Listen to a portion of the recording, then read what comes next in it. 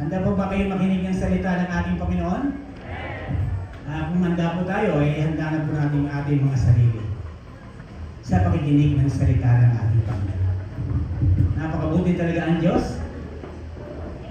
Kaya hindi tayo pinababayaan. Lagi tayong binibigyan ng buhay, sigla at lakas para magamit natin sa paglilingkod natin sa Panginoon. At kayo din, salamat at andito kayo umaga. Hindi nyo hindiyaan na hindi kayo dumalo sa gawain. Sapagkat ang Diyos ang magbibigay sa atin ng pagpapala. Pagpapalain po tayo ng Diyos kung patuloy po tayong susunod sa Kanyang kalooban. Kaya ngayon po, napakabilis talaga ang panahon. February na naman. Parang sandali lang yung January lumipas. Kaya February na naman. Parang kailan lang ako nag-message nung January. Pero ngayon, February na naman. At ang February, napakaganda pong buwan para sa ating lahat. Lalo na, kasi ang month of February, ito po yung love month. Ito po ay para sa mga nagmamahal. At ganoon din sa hindi naman sa mayroong kasintahan o boyfriend o girlfriend, ito para sa ating lahat.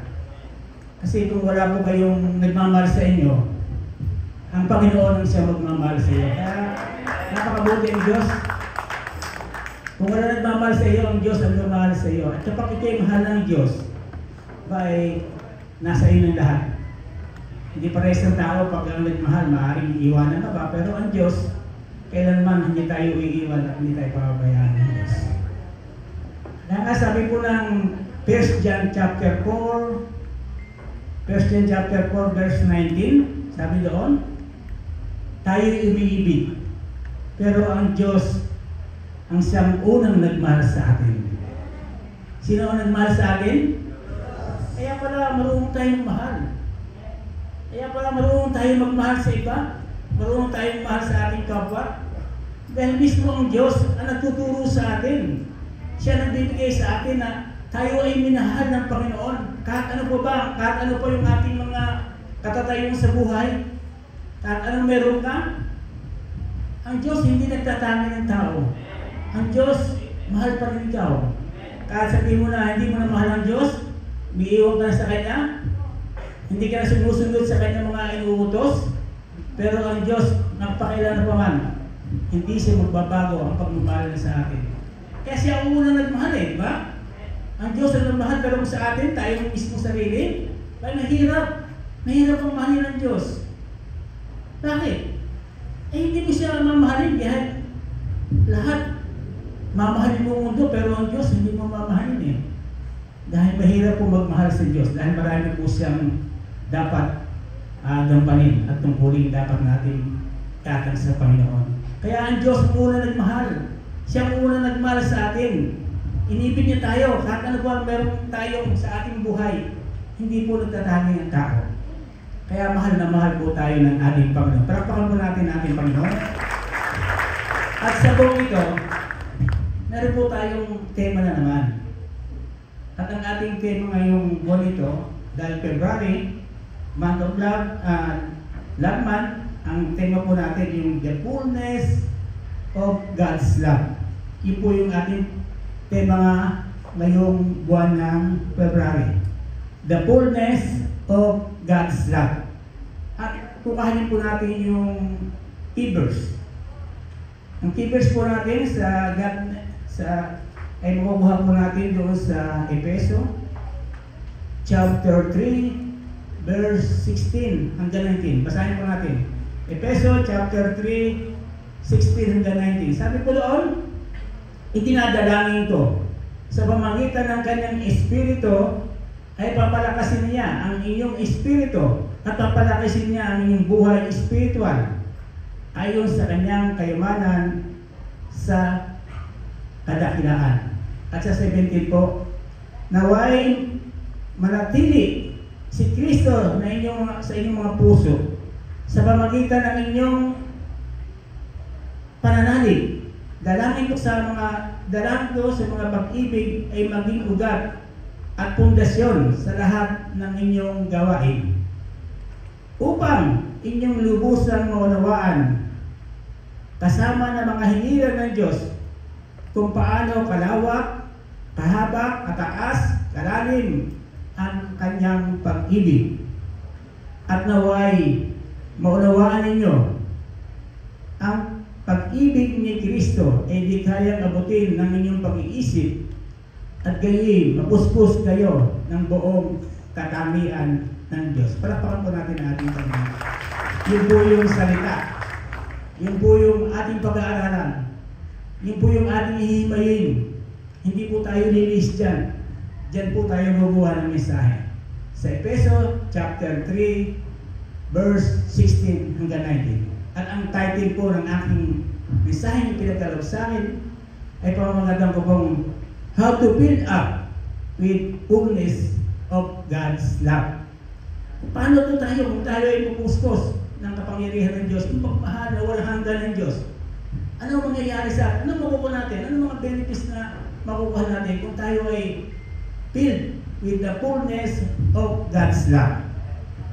Ang sabi po ng verse 16, sabi po ng 16, ulitin po natin 16, sabi niya, idinadalangin ko sa pamamagitan ng kanyang espiritu ay palalakasin niya ang inyong espiritu at palalakasin niya ang inyong buhay spiritual ayon sa kanyang kayamanan at kadakilaan. Ano doon palalakasin?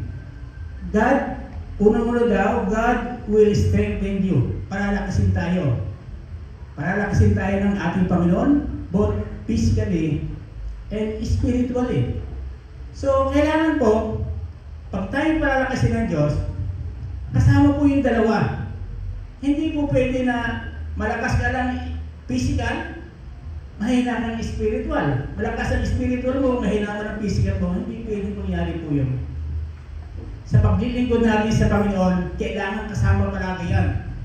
Paano ka makakapaglingkod? Paano magiging malakas ang spiritual mo kung mahina naman ang physical mo? Sasabihin mo, maglilingkod ako sa Panginoon, hindi ako ibito sa Panginoon. Paano magagawa mo kung wala ka namang lakas? Mahina ka.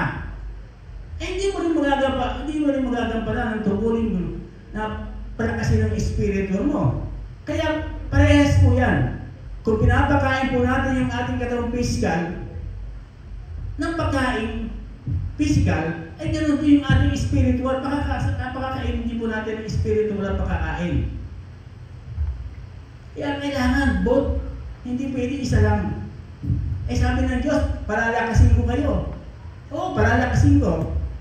Paano ka magiging malakas kung hindi ka naman tumutupad sa mga tungkulin mo? Kasi nga sabi ng Diyos, ang umiibig sa akin ay sumusunod sa akin mga utos. Kung mahal mo ang Diyos, kailangan mahalin mo rin yung sarili mo, ang katawan mo, yung spiritual mo, para magampan mo yung tungkulin mo sa Panginoon. Kasi sabi niya, God will strengthen you, para nakasig ka. Kaya nga ako, nagtataka na po ako sa aking sarili po. Kasi sa edad kong ito, matanda na po ako eh. Ewan ko, may mga kasama pa rin ako mga senior dito. Matanda ako para sa akin pa. Talagang, siguro yung lakas ko, ito hindi nagagaling sa akin eh. Yung lakas ko, na mayroon ako, na nakapapahayag ng salita ng Panginoon, ito po hindi galing sa akin eh. Ito po galing sa Panginoon. Hindi ko po kaya mangaral ng salita ng Panginoon kung walang binibigay na lakas ang Diyos sa buhay ko. Pero nyo, tatayo ka dito, mangangaral ka, siyempre pag matanda ka na, mahina na yung mga tuhod mo, mahina na yung mga isipan mo, hindi mo na kaya mangaral. Dahil sa lakas na ipinapagkaloob sa atin ng Panginoon, nagagampanan ko yung mga tungkulin ko. Hindi lang pala sa mga bata, pati matanda pala, ay may tungkulin din na tungkulin tayo sa Panginoon. Hindi lang bata, lahat tayo kailangan. Kaya ka tayo binibigyan ng sigla at lakas ng Panginoon para magumpan natin ang ating tungkulin sa ating Panginoon. Ang sabi ng Isaiah 43 verse 10. Ano po sabi ng Isaiah 43 verse 10? Ito yung ating favorite verse eh. Lagi po natin i-declare po natin. Sa Isaiah 41 verse 10. 41 verse 10. Sorry po. 41 verse 10. Sabi, ako isa sa iyo, huwag kang matakot. Ako ang iyong Diyos. Hindi ka dapat mangamba. Palalakasin kita at tutulungan, iingatan, at ililigtas. So, yun po yung promise ng Panginoon. Kahit pala di maganda na, mahina ka na, ang Diyos ay magpapalakas sa atin. Ang sabi niya, ako ang iyong Diyos, hindi ka dapat mangamba. Palalakasin kita at tutulungan, iingatan, at ililigtas. Yan po yung pangako ng Panginoon. Kaya pagkahawakan po natin na kahit tayo ay matanda na, ay kaya pa natin mahalal ng salita ng Panginoon. Kaya pa natin magpahayag ng salita ng Panginoon. Kaya pa natin magpagamit sa Kanya. Dahil meron pong Diyos na nagbibigay sa atin ng sigla at lakas na nagagaling sa Kanya. Kaya pala ganon, kaya pala nakakapang-aral pa rin tayo. Kaya walang exempted eh. Hindi pwede na sa katuwiran natin, matanda na tayo, hindi na tayo mapagamit. Sa halip, magpagamit po tayo habang tayo binibigyan ng lakas. Hindi po nasasayang yun. Iyon po yung ating pakiimpok ng kayamanan sa langit. Yung tayo ay nagpapagamit sa Panginoon, sa kabila ng tayo ay meron ng edad. Meron kang, kasi edad natin ngayon, matanda na po ako ngayon, talagang halos mga kasabayin ko. Katulad si Bishop, parehas naman po kami ng edad ni Bishop. Siya gusto talaga maglingkod. Malakas yung kanyang spiritual. Pero sa ngayon, meron po siyang naramdamang sakit at karamdaman. Kaya mamaya, prepare po natin yun. Dahil nga, tayo ay binibigyan ng lakas ng pag-asa ng Panginoon, kaya ginagawa po natin. At ang sabi po ng Isaiah 46 verse 4. Isaiah 46 verse 4. Sabi po dito, ako ang inyong Diyos, iingatan ko kayo hanggang sa bumuti ang iyong buhok. So, kahit na kami mabuti ang buhok, okay pa rin. Diba? Hindi na mahalata kasi nagpagupit ako eh. Pero kung hindi pa ako nagpagupit, mabuti na po yung buhok mo. Pero sabi ng Panginoon, iingatan ko kayo hanggang sa bumuti ang inyong buhok. Kaya huwag po tayong mahiya. Kahit ating mga buhok ay puti na, yun po yung sign na tayo ay pinagpahala ng Panginoon. Palagpakan po natin. Kung tayo mahiya, kung puti na tayong buhok, eh yan po yung sign of oldness eh. Pag maputi ang buhok, kaya sabi niya dito po, at kayo'y tumanda. Tumanda, kayo po naman yung word na tumanda. Bakit lumata? Kayo'y nilikha ko, kaya tungkulin ko na kayo'y iligtas at tulungan. Yan ang kabutihan ng Diyos. Yan ang tungkulin ng Diyos eh. Kaya bibigyan tayo ng lakas, bibigyan tayo ng sigla. Dahil kung tayo ay puspos ng kapuspusos ng pagmamahal ng Diyos, yan po yung makukuha natin eh. Yan po yung mga benefits na matatanggap natin. Kung tayo ay puspos ng pagmamahal ng Diyos, sabi niya, iingatan ko kayo at hindi ko kayo pababayaan. Talagang napakabuti ang Diyos. Palakpakan po natin ang Panginoon. At ang sabi po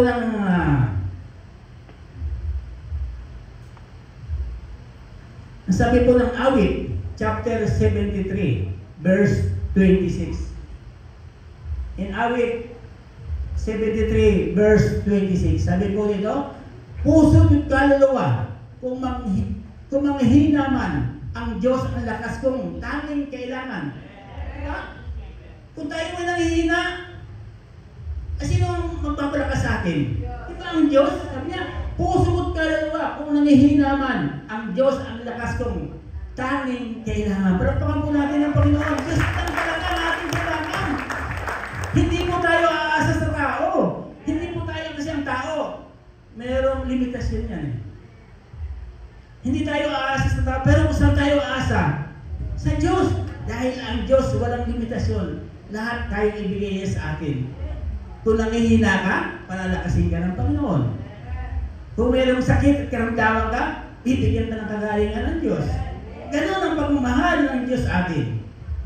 Kaya, manamit lang po tayo sa Kanya at magtiwala po tayo sa ating Panginoon. At ang sabi po ng 2 Corinthians chapter 12, verse 9. In 2 Corinthians chapter 12, verse 9, sabi po doon, ang kagandahang loob ko ay sapat na para sa iyo, sapagkat lubusan na hayag ang aking kapangyarihan kung ikaw ay mahina. So, pag malakas ka wala pa, pero pag nahihina ka, ang Diyos ang magbibigay sa iyo ng kalakasan. Kaya minsan tataka tayo, bakit tayo nagkakasakit di ba? Bakit naman tayo nagkakasakit nandiyan na tayo sa Panginoon? Kasi pag kayo malakas, minsan nakakalimutan mo na yung Panginoon Pero kung mahina ka, meron kang sakit karamdaman, di ba? Lalapit ka sa Diyos, hihingi ka ng tulong sa Diyos, ganoon ang Diyos. Gusto ng Diyos, kung saan ka mahinga, lalapit ka sa Kanya. Huwag kang mamamalaki sa Diyos. Dahil yung lakas ang gagaling yung lakas ay galing sa Panginoon. Sabi niya, kung saan ka nang hina, doon kita palalakasin. Sabi niya.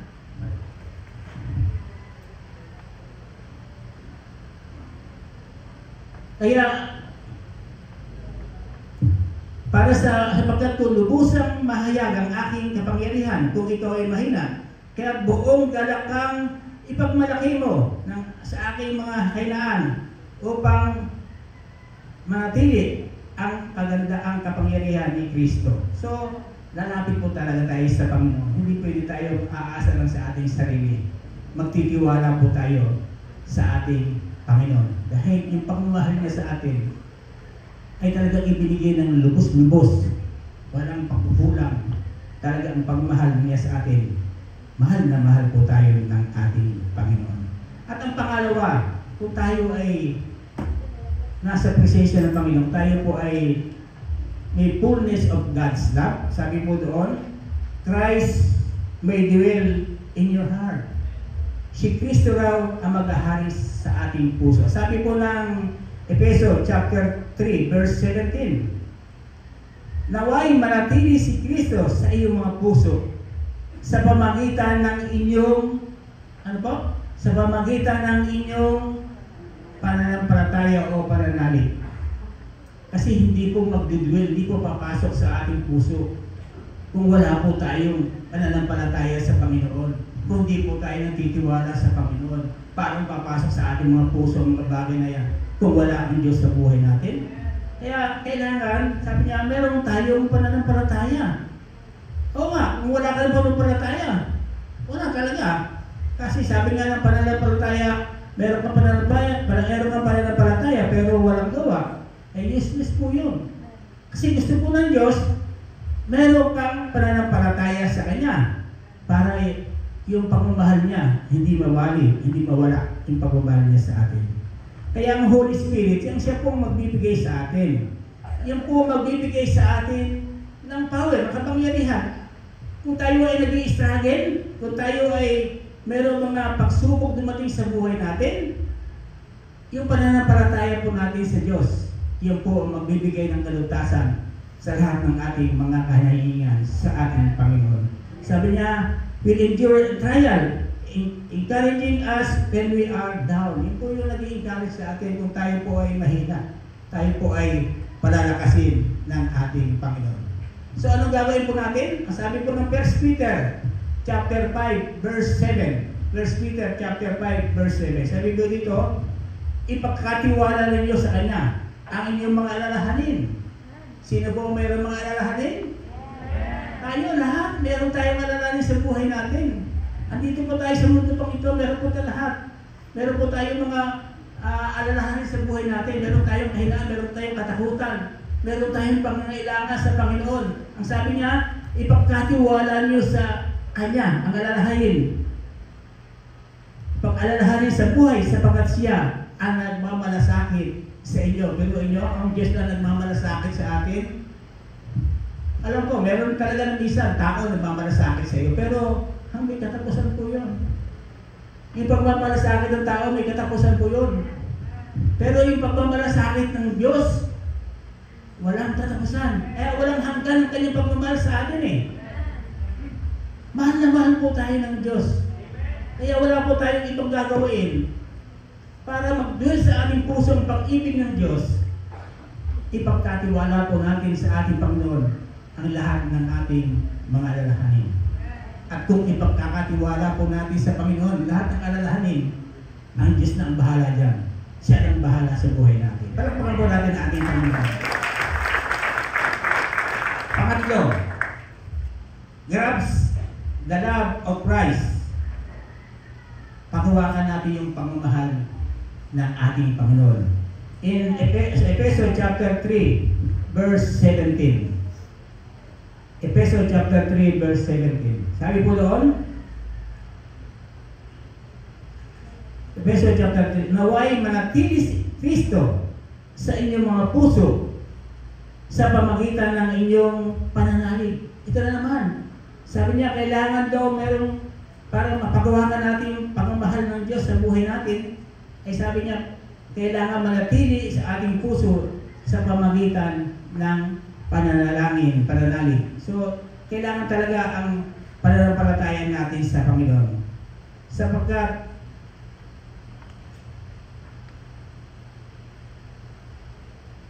para paglabanan natin ang lahat ng mga pagsubok sa buhay natin, kailangan daw tayong mag-meditate. Kailangan daw mag-slow down at mag-meditate the words of God. Ano po sabi ng Joshua chapter 1 verse 8? Joshua chapter 1 verse 8. Kung tayo, sabi niya Joshua chapter 8, 1 verse 8, na kailangan talaga tayong bulay-bulayin natin yung salita ng ating Panginoon. Meditate the words of God. Sabi niya, huwag mong kaliligtaan masahin ang aklat ng kautusan. Pagbulay-bulayan mo yon araw at gabi upang matupad mo ang lahat na kasaad doon. Sa gayi, magiging masagana at tagumpay ang inyong pamumuhay. Gusto niyo matagumpay pamumuhay? O mag-meditate po tayo ng salita ng Panginoon. Huwag po natin kakalimutan mag-meditate. Magsaliksik ng salita ng Panginoon. Kaya nga meron po tayong devotion eh. Yun po yung ating ginagawa araw-araw. Magsasalisik po tayo ng salita ng Panginoon. At yan po, para tayo ay sumagana yung ating pamumuhay. Kaya, mahal talaga tayo ng Diyos. Hindi talaga tayo pabayaan ng Panginoon. At ang pang-apat, yung kanyang patong, the love of God. Hindi po natin kayang harapin ang pagmamahal ng Diyos sa atin. Bakit? Sabi po ng Efeso chapter 18 hanggang 19.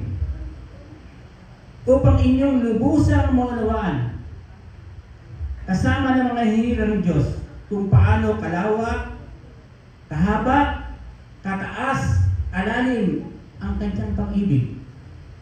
At sa 19, at naway maunawaan ninyo ang pag-ibig ni Kristo na hindi kayang abutin ng ating pag-iisip. Sa gayon, magpuspos kayo ng buong katangian ng Diyos. Kaya ba nating arokin ang pag-ibig ng Diyos? Bakit? Kaya ba? Sino nakakaarok ng pag-ibig ng Diyos? Bakit masabi po natin? Biruin nyo, kahit ano ba, sa atin, meron pa tayo mga hindi kaaya-aya sa harap ng Panginoon, pero dahil nga ang pagmamahal ng Diyos, iniibig pa rin tayo. Hindi po natin kaya karuhin ang pag-iisip ng Diyos at walang sino mong tao ang makaka-arok ng kanyang pag-iisip, kundi yung lang talagang napupuspos ng kapangyarihan ng Panginoon ang makaka-arok. Kaya yan po yung katangian ng Diyos. Hindi po kinatpatong ginagawa. Hindi po natin kayang arokin yung pag-ibig ng Diyos sa buhay natin. Mahal po ba natin ang Diyos? Siyempre, mahal natin dahil siya ang nagbibigay sa atin ang ating mga pangailangan. Kaya kung mahal po natin ang ating Panginoon, kailangan sumunod po tayo sa kanyang mga utos. At ang sabi po ng 1 Corinthians 13:4. 1 Corinthians 13:4. Sabi ito, ang pag-ibig ay magandang loob at hindi mainggitin, hindi mayabang, at hindi nagmamataas. Ganun pala yung pag-ibig. Hindi dapat tayo mainggit. Kung meron mga kapatid na guminhawa ang buhay, naging maayos ang kailang buhay, huwag tayong mainggit. Sapagkat kung mainggitin tayo, anong nangyayari sa buhay natin?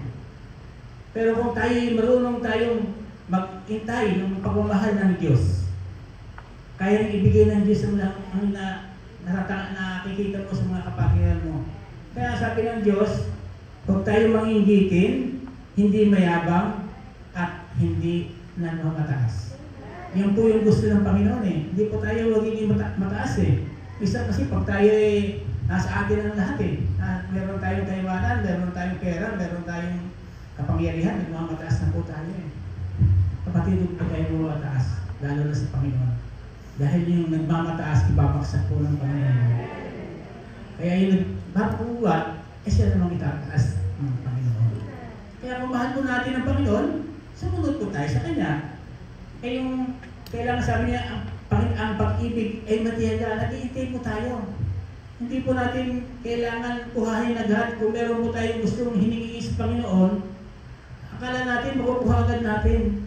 Kinakailangan pa rin tayo maghintay, magtiyaga sa mga pangako ng Panginoon.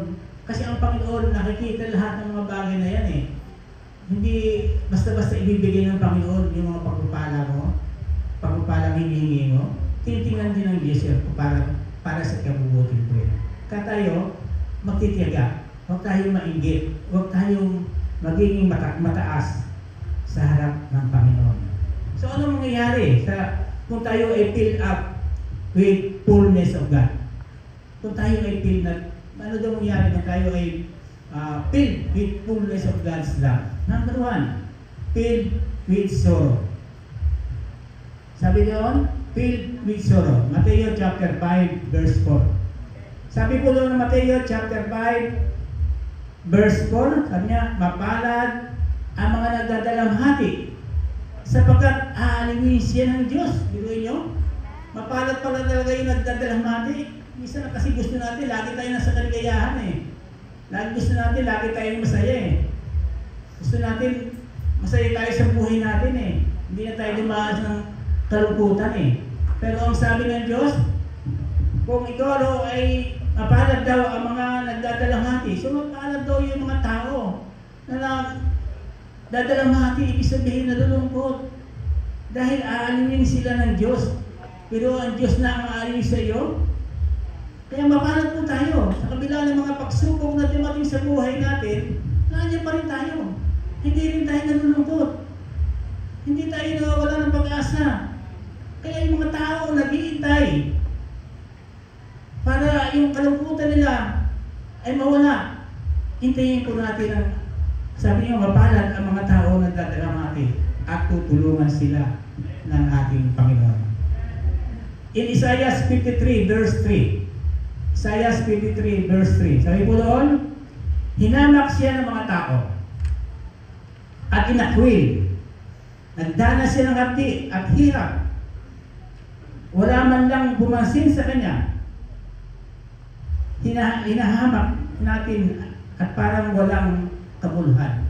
Binuhin nyo, sabi ng Panginoon, hinahamak tayo ng tao at walang ibang nagmamahal sa atin. Pero ang Diyos hindi nakakalimot sa atin. Bago maghamakin pa tayo kahit sino pa man, huwag lang tayong hamakin ng Diyos. Kasi kung ang Diyos nagmamahal sa atin, walang magagawa sila. Walang ibang makakapagbigay ng kaaliwan natin, kundi ang Diyos naman. Kaya bayaan mo, huwag lang pasinin yung mga taong mahamak sa inyo. At ipanalangin mo na lang sa Panginoon, ang mga taong iyan. Sapagkat ang Diyos ang maghahatol sa kanila. Sabi nga ng Panginoon, ako ang gaganti sa kanila. Pagkatiwala mo sa Panginoon, at ako ang gaganti sa kanila. Huwag kang gaganti at akong gaganti sa kanila. Kaya ganoon ang pagmamahal ng Diyos. Hamakin ka man ng tao, pero ang Diyos hindi ka hamakin magpakailanman.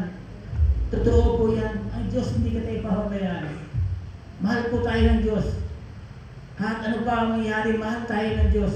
Kahit ito ay hindi na nagmamahal sa Diyos, pero ang Diyos, mahal na mahal pa din tayo ng Diyos. Palakpakan po natin ang Panginoon. Meron po isang kwento. kung paano yung pagmamahal ng Diyos.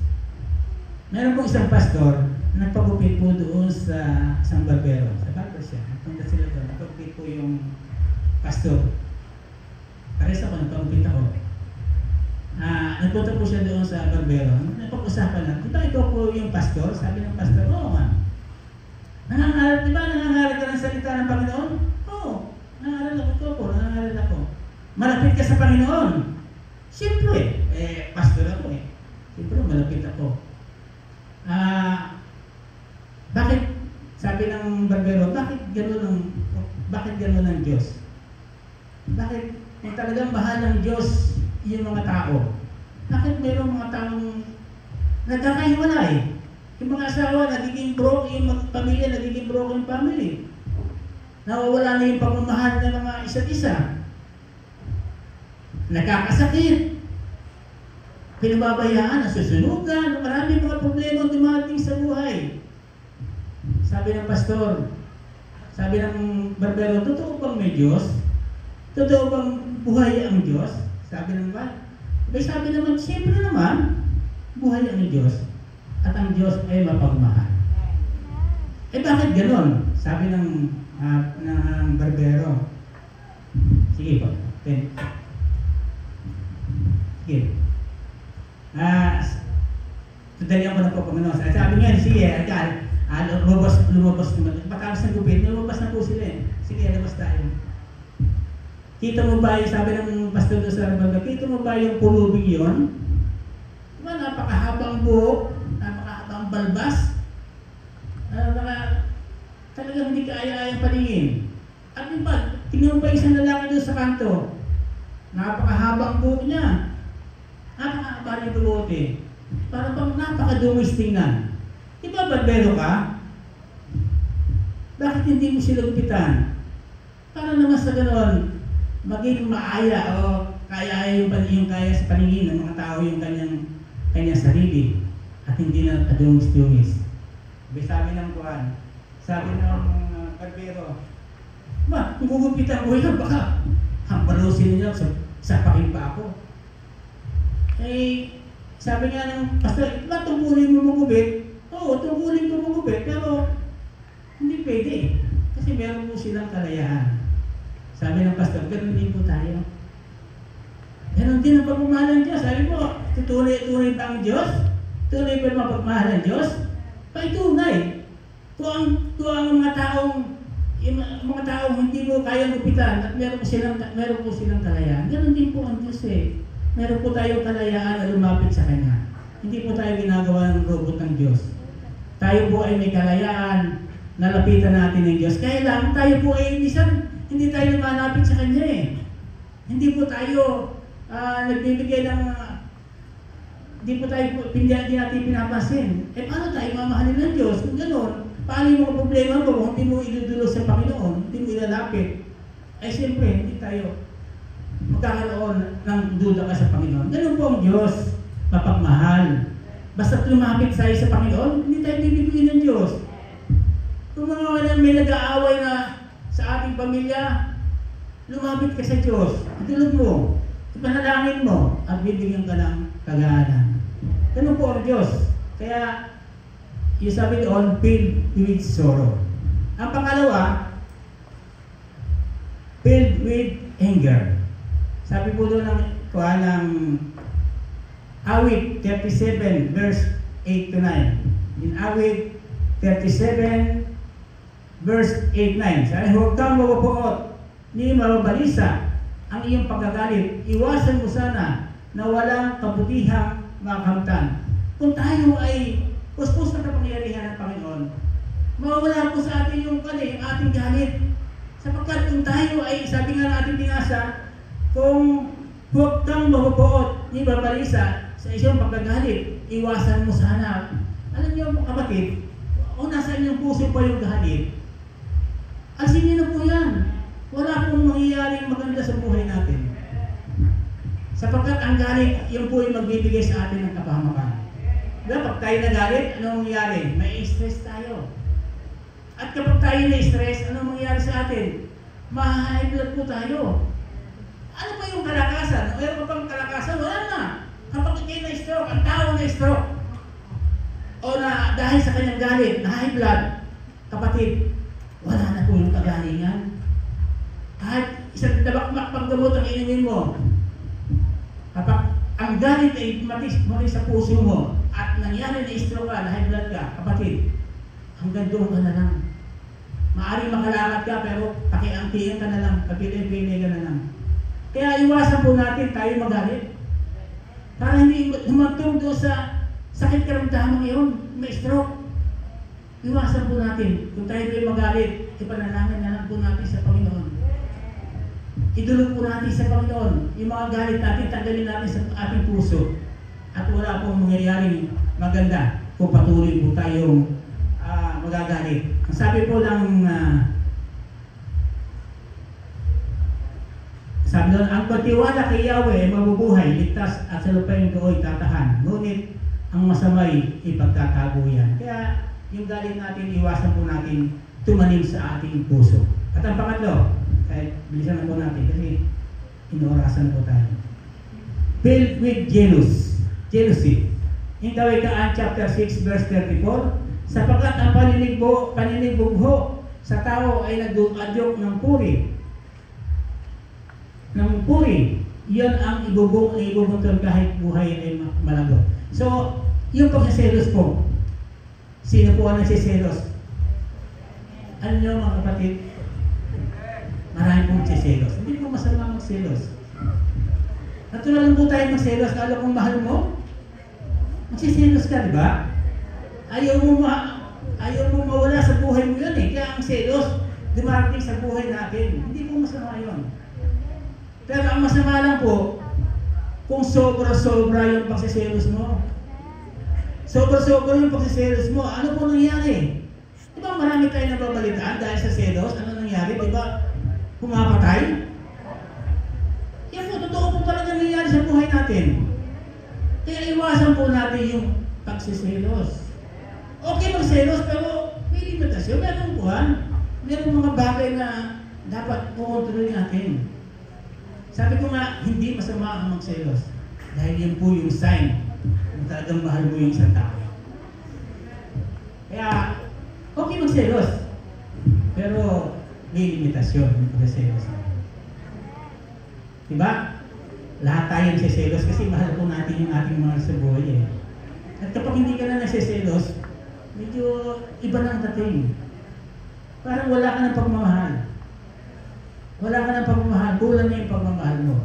Pero pag kayo may selos, diba, doon talaga nagiging maalab yung pagmamahalan nyo. Pagkatapos ng selos, diba, yung pagmamahalan nyo magiging mapusok na, mag-aayos na. Kaya okay lang po magselos. Dahil yun po ay utos din ng Panginoon. Kailangan din magselos po tayo.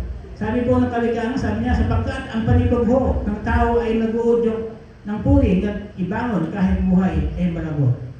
At ang sabi ng Kawikaan, chapter 14, verse 30, sabi po doon, ang isip ay tiwasay, nagpapahaba ng buhay, ngunit ang kapasukan, ang isip ay tiwasay at nagpapahaba ng buhay, ngunit ang kapasukan ay nagbibigay ng kapahamakan. Diba? Maliwanag. Magbibigay yung isip natin, kung tiwasay, maganda yung ating mahaba ng buhay. Pero kung tayo ay may kapasukan, ay nagbibigay ng kapahamakan, magiging pahamak po eh. Magiging pahamak po talaga eh. Kaya yung selos, iwasan po natin. Kaya kung mahal mo yung asawa mo, mahal mo yung mga sa buhay mo, magtiwala ka sa kanya. Dahil mahal ka niya, mamahalin ka rin niya, mamahalin mo na siya. Ganun lang yun. Yung selos talagang dapat nating iwasan. Yung masyadong selos. At ang pangapat, last na po ito, filled with joy. Kailangan daw tayo merong kaligayahan. Sabi po ng Santiago chapter 1 verse 2 and 3, mga kapatid, magdala kayo kapag kayo dumaranas ng iba't ibang uri ng pagsubok. So, kailangan pa rin tayo ma-enjoy, di ba? Kahit na tayo dumaranas sa mga sari-saring pagsubok, sabi doon, kailangan pa rin tayong maganap. Huwag tayong malungkot. Sapagkat normal po sa tao na tayo dumaranas ng mga pagsubok. Ang tao hindi dumadanas ng pagsubok, walang problema, walang pagsubok dumating sa kanyang buhay. Meron pong kakulangan sa pag-iisip yun. Kaya mag-anak tayo, kung tayo ay dumating na sarili-sarili pagsubok dumating sa buhay natin, mag-enjoy pa rin tayo. Basta paano tayo mag-enjoy? Napakarami ang pagsubok. Ang utos ng Panginoon eh. Kasi pag hindi tayo bibigyan ng pagsubok kung hindi na kaya nating lutasin. Hindi tayo bibigyan ng pagsubok na hindi kaya nating magawa, malutasan lahat ng iyan. Dahil meron pong tayong Diyos na bibigay sa atin ng solusyon sa mga pagsubok na ibinibigay sa atin. Kaya dapat, sabi ito, sa 3, dapat ninyong malaman na magiging matatag ang inyong pananampalataya sa pamagitan ng mga pagsubok. Doon po tayo tatatag. Doon po tayo lalakas sa ating pananampalataya kung dumating man ang pagsubok sa ating buhay. And the last verse, 1 Peter chapter 1, verse 8 and 9. Sabi dito, hindi niyo na siya nakikita, ngunit siya iniibig ninyo. May nakakita na ba sa Panginoon? Sino nakakita ng Panginoon? Wala po. Pero bakit niyo minamahal ng Panginoon? Dahil siya ang nagmahal sa atin. Kaya susukuyan po natin yung pagmamahal natin sa Panginoon. Ngunit siya iniibig niyo, hindi pa rin siya nakikita hanggang ngayon. Ngunit sumasampalataya kayo sa Kanya dahil dito'y nag-uumapaw ang inyong puso sa kagalakan na di kayang ilarawan ng salita. Ganyan po ang Panginoon. Hindi po natin kayang ilarawan sa ating isipan ang pagmamahal ng Diyos, ang kabutihan ng Diyos. Kaya ano man dumating mga pagsubok sa problema sa buhay natin, mag-enjoy lang po tayo.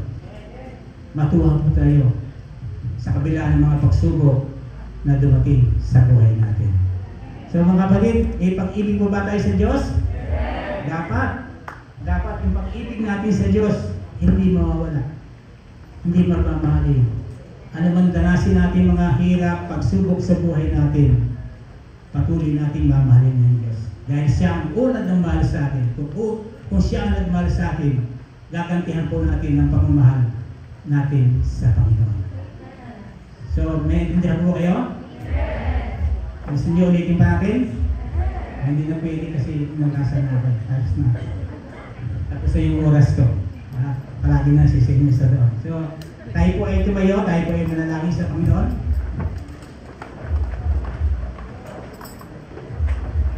Tayo po ay bibulog sa Kanya. Tayo po ay lalapit sa Kanya. Ang sabi po ng Matthew chapter 7 verse 7, lumapit kayo at kayo aking pagbubuksan. Lumapit kayo at aking pakinggan. Kumato kayo at aking pagbubuksan. Kaya ngayong oras na ito, sabi ng Diyos, 2 o 3 na nagkakatipon, ang Panginoon ay nandito sa ating kahagitan. Kaya umasa po tayo na katabi po natin ng Diyos. Katabi po natin ng Diyos ngayong oras na ito.